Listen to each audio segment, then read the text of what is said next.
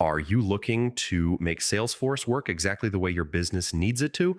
One of the best ways to do that is by creating custom fields in Salesforce Lightning. Today, I'm going to show you exactly how to do it step by step so you can organize your data efficiently and customize Salesforce for your team.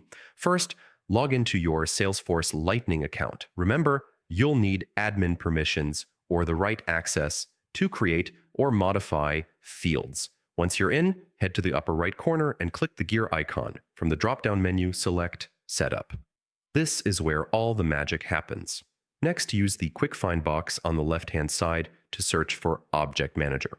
Click on it, and you'll see a list of all objects in your Salesforce instance, like contacts, accounts, or any custom objects you've created. Choose the object where you want to add your custom field.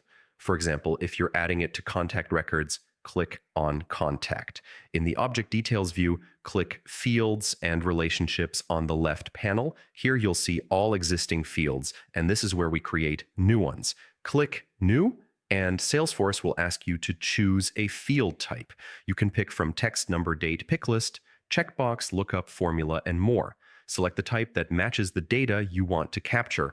For instance, use a pick list if you need predefined options. Then click Next. Now it's time to define your field details. Start with the field label, which is the name your users will see. The field name will auto-generate but can be edited if needed.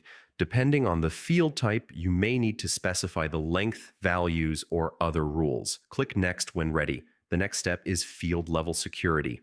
Here, decide who can see or edit this field within your organization. This is crucial to keep your data secure.